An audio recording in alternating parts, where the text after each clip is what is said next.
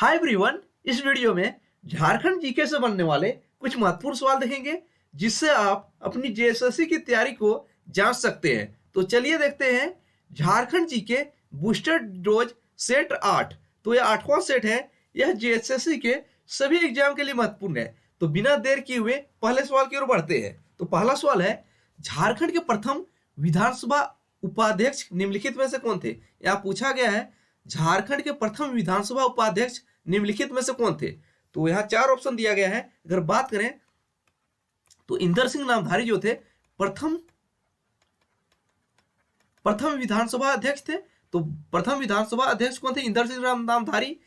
और बाबूलाल मर्डी जो थे झारखंड के प्रथम मुख्यमंत्री थे। और सरयू राय की एक पुस्तक माइंड में रखिएगा, मेनहाट नियुक्ति घोटाला और रहबर की राजधानी। काफी फेमस पुस्तक है, ये माइंड एग्जाम में पूछा जा सकता है। रहबर की राजधानी और मेनहाट नियुक्ति घोटाला। और झारखंड के प्रथम विधानसभा उपाध्यक्ष जो थे बागुन सुमरे थे। यहाँ प्रथम से बात हुई है तो झारखंड के कुछ प्रथम के बारे में देख लेंगे। तो झारखंड के प्रथम सीएम कौन थे? बाबूलाल मर्डी। अगर पूछा जाए झारखंड के प्रथम गैर आदिवासी मुख्यमंत्री कौन थे? तो प्रथम गैर आदिवासी मुख्यमंत्री कौन थे? रघुवर दास। अगर पूछा जाए प्रथम निर्दलीय मुख्यमंत्री कौन थे?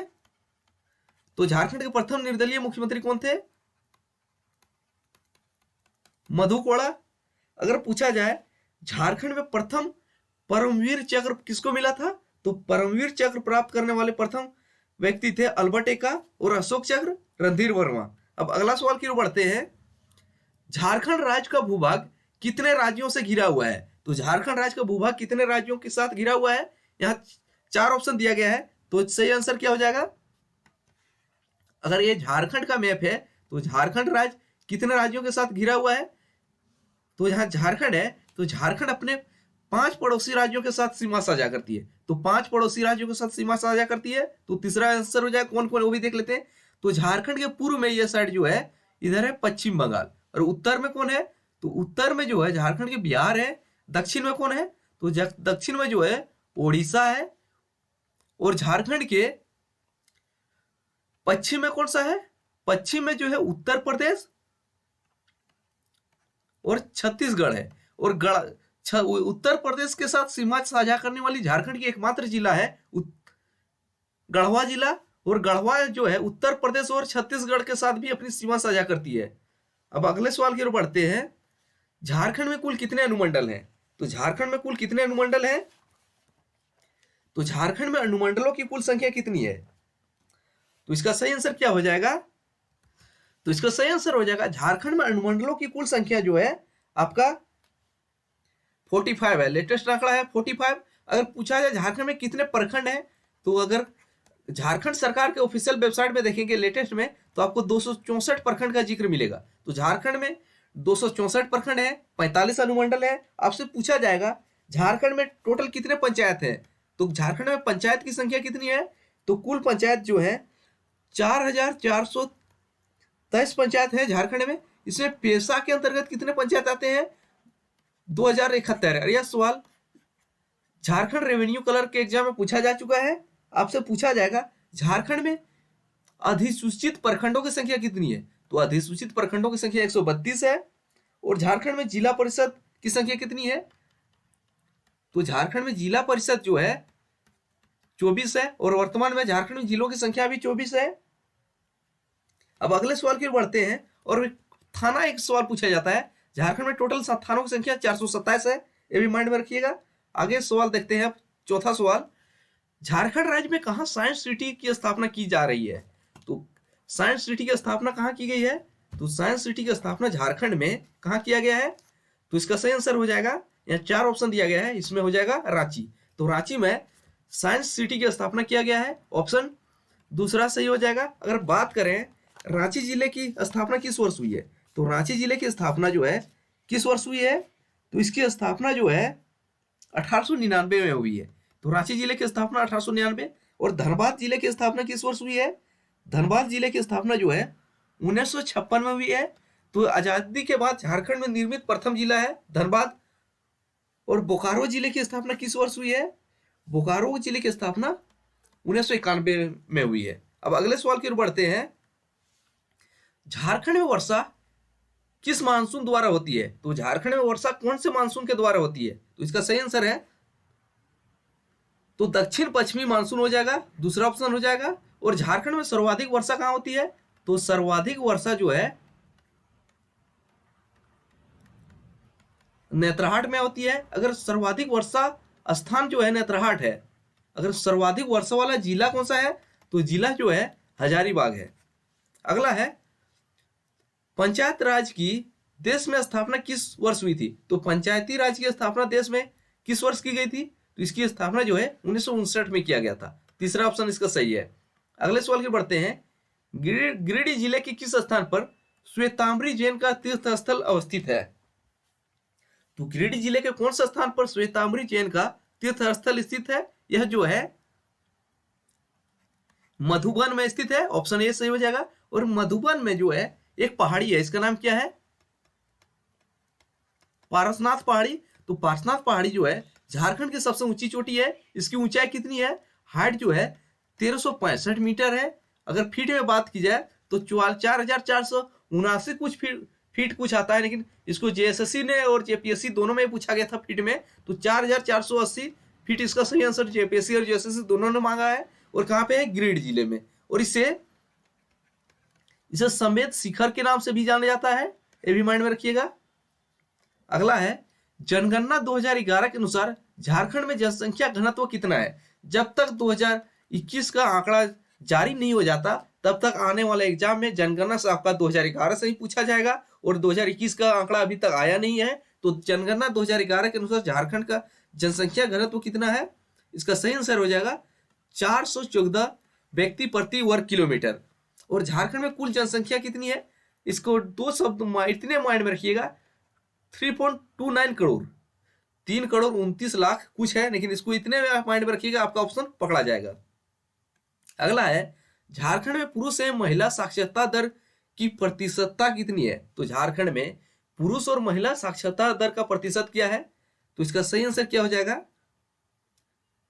पुरुषों की साक्षरता दर की बात करें तो 76.8% है और महिलाओं की 55.4% है। तो ऑप्शन बी सही हो जाएगा। और झारखंड का सर्वाधिक साक्षर जिला कौन सा है?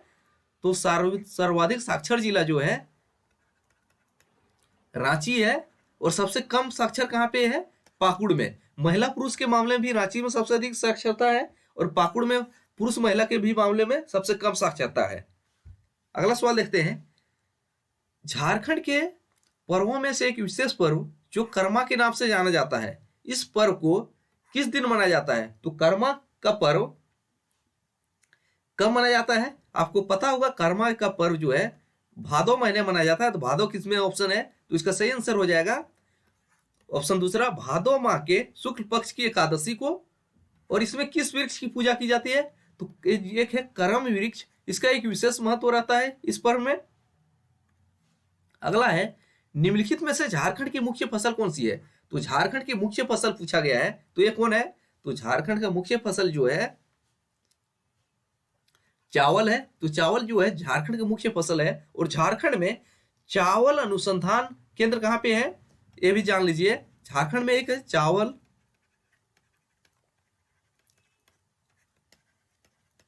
झारखंड में चावल अनुसंधान केंद्र जो है हजारीबाग में स्थित है। और झारखंड की दूसरी मुख्य फसल कौन सी है? मक्का। मक्का का सर्वाधिक उत्पादन कहां होता है? हजारीबाग जिले में। और चना और तिलहन और दलहन का उत्पादन सर्वाधिक पलामू प्रमंडल में होता है। और चावल जो है एक खरीफ फसल है, गेहूं जो है रबी फसल है। अगला है तातापानी जलकुंड किस जिले में स्थित है? तो तातापानी जलकुंड कौन सा जिला में है? यह जिला जो है लातेहार जिले में है। तो तीसरा ऑप्शन सही हो जाएगा। एक जलकुंड है, आपका आंसर देना होगा। तपातखानी पानी जलकुंड कहां पे है? इसका आंसर कमेंट करके देना है। और धनबाद में एक झील है जिसका हरी झील बोला जाता है। तो हरी झील कहां पे है? धनबाद में, तोपचाची अभयारण्य के मध्य में। हजारीबाग में एक गर्म जलकुंड है जिसका नाम क्या है?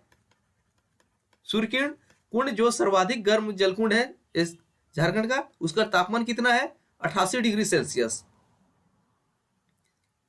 अगला सवाल देख लेते हैं। झारखंड की कौन सी खान एशिया की सबसे बड़ी लोहे की खान है? तो झारखंड की कौन सी खान जो है एशिया की सबसे बड़ी लोहे की खान है? तो यहाँ चार ऑप्शन दिया है, इनमें एशिया की सबसे बड़ी लोहे की खान कौन सी है? तो यह खान जो है नोवा मुंडी है। तो नोवा मुंडी की खान जो है एशिया में लोहे की सबसे बड़ी खान है। और एक खान माइंड में रखिएगा, चिरिया की खान कहाँ पे है? सिंभू में स्थित है। और नोवा मुंडी के लोहे की खान से ही टाटा स्टील को लोहा की आपूर्ति प्राप्त होती है।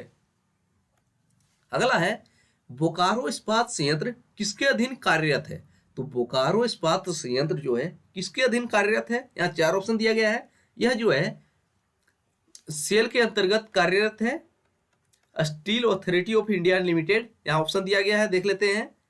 भारतीय इस्पात प्राधिकरण, यही हो जाएगा ऑप्शन 2। और बोकारो इस्पात संयंत्र के बारे में कुछ बेसिक सवाल की बात करते हैं जो जेएसएससी और जेपीएससी में पूछा जा चुका है। तो बोकारो इस्पात संयंत्र की स्थापना किस वर्ष हुई है? 1964 में। कौन से प्लान में? तीसरा पंचवर्षीय प्लान में हुआ है।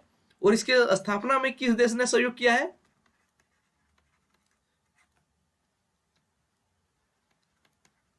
सोवियत रूस ने सहयोग किया था, यह भी माइंड में रखिएगा। अगला है जदूर किस जनजाति का सर्वाधिक लोकप्रिय नृत्य है? यहाँ चार जनजाति दिया है, इसमें बताना है जदूर जो है कौन से जनजाति का सबसे लोकप्रिय नृत्य है। यह जो है उरांव जनजाति का सबसे लोकप्रिय नृत्य है जदूर। और जनजाति के बारे में बात करें तो झारखंड में टोटल 32 जनजाति है, इसमें 8 जनजाति जो है आदिम जनजाति है। और संथाल जनजाति जो है झारखंड की सबसे बड़ी जनजाति है। उरांव जनजाति जो है झारखंड की दूसरी बड़ी जनजाति है। और तीसरी बड़ी जनजाति कौन है? मुंडा जो है झारखंड की तीसरी बड़ी जनजाति है। और चौथी बड़ी जनजाति कौन सी है? हो। तो झारखंड की टॉप 4 जनजाति के बारे में भी माइंड में रखिएगा। अगला है 1857 के विद्रोह में नीलांबर एवं पीतांबर का साथ किस जनजाति ने दिया था?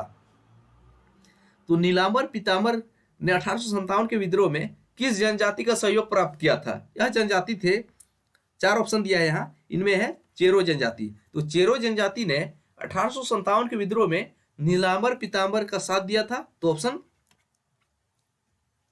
ऑप्शन चौथा सही हो जाएगा। और चेरो जनजाति मुख्य रूप से झारखंड में कहाँ पाई जाती है? तो झारखंड के पलामू क्षेत्र में चेरो जनजाति मुख्य रूप से पाई जाती है। यह भी महत्वपूर्ण सवाल है। अगला सवाल की बढ़ते हैं।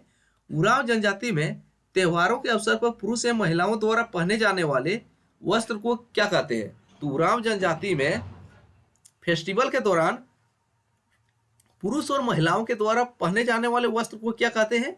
तो पुरुष के द्वारा पहने जाने वाले वस्त्र को केरिया कहते हैं और महिलाओं के द्वारा पहने जाने वाले वस्त्र को खनरिया कहते हैं। तो इसका सही आंसर हो जाएगा चौथा। और जादव पटिया जो है एक चित्रकला का रूप है। तो जादव पटिया क्या है? चित्रकला। पहन जो है पुजारी होते हैं। और जोंखेरपा जो है एक युवागिरी है। अगला है निम्न में से सबसे छोटा संसदीय क्षेत्र कौन सा है? तो सबसे छोटा संसदीय क्षेत्र कौन सा है? यहाँ चार ऑप्शन है। तो इसका सही आंसर क्या हो जाएगा? तो अगर बात करें पश्चिमी सिंहभूम जो है सबसे बड़ा है। तो सबसे बड़ा है पश्चिमी सिंहभूम। चतरा जो है सबसे छोटा संसदीय क्षेत्र है। तो इसका सही आंसर हो जाएगा चतरा, छोटा पूछा गया था। और झारखंड में टोटल लोकसभा के सीटों की संख्या कितनी है? तो लोकसभा के सीटों की संख्या 14 है। इनमें 14 सीटों में से कितने सीट आरक्षण वार संख्या क्या है? अगर अनरिजर्व सीटों की संख्या बात करें, अनरिजर्व सीटों की संख्या 8 है। एससी के लिए 1 सीट है, एसटी के लिए 5 सीट है। और झारखंड में राज्यसभा की सीटों की संख्या कितनी है? राज्यसभा की सीटों की संख्या 6 है। और जेएसएससी और जेपीएससी में एक बार पूछा गया था झारखंड में संसद सदस्यों की संख्या कितनी है? सांसद सदस्यों की संख्या कितनी है? 20। तो 20 कैसे है? 14 लोकसभा के, 6 राज्यसभा के। तो टोटल सांसद सदस्यों की कुल संख्या पूछे तो 20 होगा, लेकिन अलग अलग पूछे तो लोकसभा के 14 और राज्यसभा के 6। अगले सवाल की ओर बढ़ते हैं। हर्षवर्धन के काल में भारत की यात्रा करने वाले चीनी यात्री कौन थे? तो हर्षवर्धन के काल में भारत की यात्रा करने वाले चीनी यात्री कौन थे? यह जो थे हर्षवर्धन, आपको माइंड में रखना हर्ष एच से एच। तो क्या था? ह्वेनसांग। तो ह्वेनसांग हर्षवर्धन के शासनकाल में आए थे। और ह्वेनसांग और हर्षवर्धन की मुलाकात कहां हुई थी? राजमहल के काजंगल क्षेत्र में होती है। यह भी महत्वपूर्ण सवाल बनता है।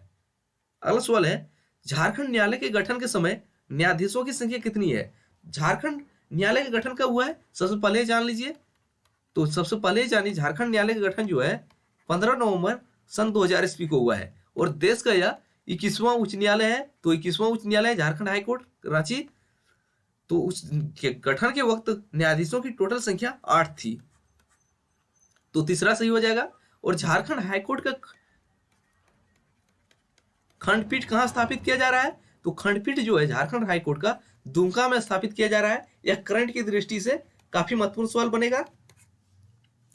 और झारखंड जो 12 है उससे भी एक सवाल बनता है, झारखंड में मंत्रिमंडल के मुख्यमंत्री सहित मंत्रियों की अधिकतम संख्या कितनी होती है? 12। ये भी माइंड में रखिएगा। अगला सवाल है, झारखंड राज्य का राजकीय पुष्प क्या है? तो झारखंड राज्य का राजकीय पुष्प क्या है? तो पलाश जो है झारखंड राज्य का राजकीय पुष्प है। अगर पूछा राजकीय पशु क्या है और राजकीय पक्षी क्या है, तो राजकीय पक्षी जो है कोयल है, और राजकीय पशु क्या है? हाथी है। अगला है, रिपीटेड हो चुका है, राजकीय पक्षी पूछ दिया है, कोयल है। अगला है, पूरी रथ यात्रा की भांति झारखंड के किस मंदिर में रथ यात्रा का आयोजन किया जाता है? तो पुरी में जो रथ यात्रा होता है, इसकी भांति झारखंड में रथ यात्रा का आयोजन किस मंदिर में किया जाता है? तो यह मंदिर जो है, तो वेदनाथ मंदिर कहाँ पे है? वेदनाथ मंदिर जो है देवघर में है। इससे कुछ अन्य सवाल पूछे जाते हैं। यह 12 ज्योतिर्लिंगों में से एक ज्योतिर्लिंग है। इसका नाम क्या है? मनोकामना लिंग। और देवघर ऐसा स्थान है जहां पे ज्योतिर्लिंग और शक्तिपीठ स्थापित है। तो ज्योतिर्लिंग और शक्तिपीठ कहाँ स्थापित है? देवघर में ही। और इसकी स्थापना किसने किया है? स्थापना जो है पूरनमल के द्वारा किया गया है। और जगन्नाथ मंदिर कहाँ पे है? रांची में स्थित है। इसकी स्थापना 1691 में किया गया है। किसके द्वारा? एनी शाह के द्वारा किया गया है। और यह मंदिर जो है पुरी के जो जगन्नाथ मंदिर है इसी के तर्ज पर विकसित किया गया है। तो इसका सही आंसर आपको मिल गया होगा। तो जगन्नाथ मंदिर, यहाँ पे रथ यात्रा का आयोजन भी होता है। तो सही आंसर हो जाएगा ऑप्शन दूसरा। अगले सवाल की बढ़ते हैं, झारखंड की शिल्पी जनजाति का संबंध किससे है? तो झारखंड की शिल्पी जनजाति कौन सी है? तो इस 4 ऑप्शन दिया है, इसमें सही आंसर हो जाएगा। तो महाली जो है झारखंड की एक शिल्पी जनजाति है। तो पहला ऑप्शन सही हो जाएगा। और किसकी कला में माहिर है? तो ये बांस की कला में माहिर होते हैं महाली जनजाति। तो पहला ऑप्शन सही है। अगले सवाल की बढ़ते हैं, झारखंड के एकमात्र जिला कौन है जहां से होकर गंगा नदी प्रवाहित होती है? तो गंगा नदी झारखंड के कौन से जिले से होकर निकलती है? तो इसका सही आंसर क्या हो जाएगा? साहेबगंज झारखंड के एकमात्र जिला है जहां से गंगा नदी निकलती है। और देवघर से निकलने वाली नदी कौन सी है? मयूराक्षी नदी, जो देवघर के त्रिकुट पहाड़ से निकलती है। अगला सवाल है, ताना भगत आंदोलन की शुरुआत कब हुई थी? तो ताना भगत आंदोलन की शुरुआत कब हुई थी? इसकी शुरुआत जो है, इसकी शुरुआत 1914 में हुई है। महीना भी साथ में पूछा है। तो अप्रैल 1914 में इसकी शुरुआत हुई है। किसके द्वारा हुई है? जतरा उरांव, या तो जतरा भगत भी इसको बोला जाता, जतरा उरांव के द्वारा हुआ है ताना भगत आंदोलन की शुरुआत। और ताना भगत एक गांधीवादी तरीके से लड़ा गया आंदोलन था, इसमें अहिंसा का जगह नहीं था। अगला सवाल देखते हैं, रामगढ़ में कांग्रेस का अधिवेशन किस वर्ष आयोजित हुआ था? तो रामगढ़ में कांग्रेस का अधिवेशन किस वर्ष आयोजित हुआ था? आपको कमेंट करके इसका आंसर नहीं बताना है, यह कमेंट करके यह बताना है रामगढ़ में जो कांग्रेस का अधिवेशन हुआ था यह किस नंबर का अधिवेशन था। यहाँ पे आपको 4 ऑप्शन दे रहे हैं, कमेंट करके बताना है। 50वां अधिवेशन, 51वां अधिवेशन, 52वां अधिवेशन, या तो 53वां अधिवेशन, आपको बताना है। तो रामगढ़ का कांग्रेस अधिवेशन जो है किस नंबर का अधिवेशन था? तो इसका सही आंसर है, रामगढ़ का कांग्रेस अधिवेशन जो है, तो इसका सही आंसर है 1940 में। तो 1940 में रामगढ़ का कांग्रेस अधिवेशन हुआ था। आपको बताना है किस नंबर का अधिवेशन था, आपको कमेंट करके इसका आंसर देना है। और इस अधिवेशन की अध्यक्षता किसने किया था? अध्यक्ष थे अबुल कलाम आजाद थे इसके अध्यक्ष। और यहाँ पे प्रवेश द्वार बनाया गया था। तो प्रवेश द्वार का नाम क्या रखा गया था? बिरसा मुंडा के नाम पर बिरसा द्वार रखा गया था। और जहां पे हुआ था इसका स्थान क्या नाम रखा गया था? मजहर स्थल रखा गया था, जहां पे अधिवेशन हुआ था। अगला सवाल देखते हैं, नागवंशी राजा ने नवरत्न नामक पंचमंजिला भवन का निर्माण सर्वप्रथम कहाँ करवाया था? तो नवरत्न नामक पंचमंजिला भवन का निर्माण कहाँ हुआ था? इसका निर्माण जो है दोईसा में हुआ था। कहाँ पे? दोईसा में। तीसरा ऑप्शन सही हो जाएगा। और पालकोट को नागवंश की राजधानी किसने बनाया था? अदुनाथ शाह के द्वारा बनाया गया था। अब अगर पूछा जाए नागवंश के संस्थापक कौन थे, इसके संस्थापक जो थे फनी मुकुट राय, उन्होंने अपनी राजधानी कहां बनाया था? सुतियांबे को उन्होंने अपनी राजधानी बनाया था फनी मुकुट राय ने। अगले सवाल की बढ़ते हैं, मध्यकालीन शासक फिरोज शाह तुगलक ने झारखंड में किस स्थान को अपनी राजधानी बनाया? तो फिरोज शाह तुगलक ने झारखंड के किस स्थान को अपनी राजधानी बनाया था? काफी महत्वपूर्ण सवाल है। तो यह थे सतगावा को। ऑप्शन सी सही हो जाएगा। अगला है, झारखंड के जनजातियों में प्रचलित शब्द डमकच का संबंध किससे है? तो डमकच जो है एक लोक नृत्य है, और डमकच का कब क्या किया जाता है? यह विवाह के समय किया जाता है। डमकच एक लोक नृत्य है। अगला है, गांधी जी पहली बार रांची किसके निमंत्रण पर आए थे? तो गांधी जी पहली बार रांची जो है कब आए थे, यह भी जान लीजिए। तो 4 जून 1917 को रांची पहली बार आए थे। किसके निमंत्रण पे आए थे? तो श्याम कृष्ण शाह, इसका दूसरा ऑप्शन सही हो जाएगा। अगला सवाल देखते हैं, झारखंड में तांबा उत्पादन का प्रमुख जिला कौन सा है? तो इसका सही आंसर क्या है? तो तांबा उत्पादन का प्रमुख जिला जो है पूर्वी सिंहभूम है। पहला ऑप्शन। अगर पूछा जाए घाटशिला किसके लिए प्रसिद्ध है? तो घाटशिला जो है तांबा उद्योग से संबंधित प्रसिद्ध है। अगला है, बिरसा मुंडा का जन्म कब हुआ था? तो बिरसा मुंडा का जन्म कब हुआ था? तो काफी महत्वपूर्ण सवाल है, जो कई एग्जाम में यह पूछा जा चुका है। जो है 15 नवंबर 1875 को हुआ है। और इसकी मृत्यु कब हुई है? इसकी मृत्यु जो है 9 जून 1900 ईस्वी को हुई। कहां पे हुई है? तो इसकी मृत्यु जो है रांची जेल में हुई है। अंग्रेजों द्वारा मृत्यु का कारण क्या बताया गया था? हैजा बीमारी बताया गया था अंग्रेजों द्वारा मृत्यु का कारण। और बिरसा मुंडा को अन्य किस नाम से जानते हैं? धरती आबा। और वे एक बार जैसे से पूछा गया था, वे कितने वर्ष तक रहे थे जिंदा? 25 वर्षों तक। अगला है, सोन नदी झारखंड के किस जिले में सर्वप्रथम प्रवेश करती है? इसका आंसर आपको देना है कमेंट करके। तो कमेंट करके दीजिए, इसका आंसर हम नहीं बताने वाले हैं। तो सोन नदी निकलती कहां से है? तो यह जो है अमरकंटक के पहाड़ी से निकलती है। लेकिन झारखंड में किस जिले में सबसे पहले प्रवेश करती है? आपको कमेंट करके इसका आंसर देना है। अगला है, केंदू के पत्तियों से क्या बनाया जाता है? तो केंदू के पत्तियों से क्या बनाया जाता है? यह जो है केंदू के पत्ती से बीड़ी और तंबाकू बनाया जाता है। बीड़ी उद्योग में का प्रमुख उत्पाद है तेंदू का पत्ता, केंदू का पत्ता। दूसरा है, और सबसे अधिक बीड़ी का उत्पादन कहाँ होता है? तो बीड़ी का सबसे अधिक उत्पादन जो है झारखंड में कहाँ होता है? पाकुड़ में। यह सवाल जेएसएससी में पूछा जा चुका है। झारखंड में सिंचाई का सर्वप्रमुख स्रोत क्या है? तो झारखंड में सिंचाई का सर्वप्रमुख स्रोत क्या है? सबसे प्रमुख स्रोत की बात किया गया है, तो इसका आंसर क्या होगा? अगर सर्वप्रमुख स्रोत की बात करें तो झारखंड में सिंचाई सर्वाधिक जो है कुआं के द्वारा कुआं है। और अगर पूछा जाए तालाब के द्वारा सर्वाधिक सिंचाई कहाँ पे होती है? तालाब के द्वारा सर्वाधिक सिंचाई जो है झारखंड में देवघर में होती है। लेकिन इसका आंसर है दूसरा सही है। अगले सवाल के बढ़ते हैं, झारखंड में विश्व बैंक के सहयोग से कौन सी परियोजना चलाई जा रही है? तो विश्व बैंक के सहयोग से झारखंड में कौन सी परियोजना चलाई जा रही है? तो इसका सही आंसर क्या हो जाएगा? यह परियोजना जो है स्वर्णरेखा परियोजना है। तीसरा ऑप्शन सही हो जाएगा। स्वर्णरेखा परियोजना जो है स्वर्णरेखा और उसकी सहायक नदियों पर चल रहा है। इसी के तहत जो है हुंडरू जलप्रपात से जल विद्युत बनाया जा रहा है। और दामोदर घाटी परियोजना जो है यह दामोदर और उसकी सहायक नदियों पर चल रहा है। और दामोदर घाटी परियोजना का हेडक्वार्टर कहाँ पे है? हेडक्वार्टर जो है कोलकाता में है, मुख्यालय है। अगला सवाल, गेहूं झारखंड की फसलों में किस प्रकार की फसल है?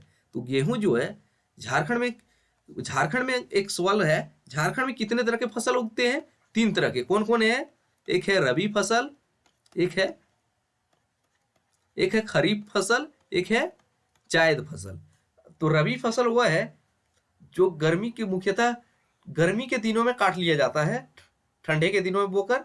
तो वह है गेहूं जो है एक रबी फसल है, और खरीफ फसल में आपका आ जाएगा धान जो है खरीफ फसल है, और जायद जो है एक गर्मी के दिनों में जो सब्जी का उत्पादन नहीं होता वही है जायद फसल। लेकिन झारखंड में 3 तरह का फसल का उत्पादन होता है, लेकिन गेहूं पूछा है, रबी फसल है। अगला सवाल देखते हैं, निम्न में से दालमा दालमा वन्य जीव अभयारण्य झारखंड के किस जिले में है? तो दालमा वन्य जीव अभयारण्य कौन से जिले में है तो आपको बताना है। तो इसका सही आंसर क्या है? तो दालमा वन्य जीव अभयारण्य जो है पूर्वी सिंहभूम में स्थित है। तो इसका सही आंसर है दूसरा, पूर्वी सिंहभूम। और दालमा वन्य जीव अभयारण्य की स्थापना किस वर्ष हुई है? तो इसकी स्थापना जो है, इसको वन्य जीव अभयारण्य का दर्जा 1976 में मिला है। और हजारीबाग में भी एक राष्ट्रीय उद्यान है, हजारीबाग नेशनल पार्क। इसकी स्थापना कब हुई है? हजारीबाग नेशनल पार्क की भी स्थापना 1976 में हुई है। झारखंड के कुछ अन्य उद्यान और अभयारण्य के बारे में देख लो। एक है बेतला नेशनल पार्क। तो बेतला राष्ट्रीय उद्यान जो है 1986 में बना है। कहाँ पे है? यह जो है झारखंड के लातेहार में स्थित है। एक है पलामू अभयारण्य। पलामू अभयारण्य का अधिकांश हिस्सा कहाँ पे है? पलामू में ना होके लातेहार में है। और पलामू अभयारण्य को अभयारण्य का दर्जा कब मिला है? 1976 में। एक है तोपचाची अभयारण्य जो झारखंड के धनबाद जिले में स्थित है। लावालोंग अभयारण्य कहाँ पे है? चतरा में। अगले सवाल की बढ़ते हैं, झारखंड के किस अभयारण्य में भेड़ियां पाई जाती है? तो भेड़ियां कौन से अभयारण्य में पाया जाता है? तो भेड़िया जो है महुआ टाण अभयारण्य, इसको महुआ टाण भेड़िया अभयारण्य भी बोला जाता है। भेड़िया के लिए मुख्य रूप से यह प्रसिद्ध है। अगर पूछा जाए महुआ टाण भेड़िया अभयारण्य कहाँ पे है? झारखंड के लातेहार में है।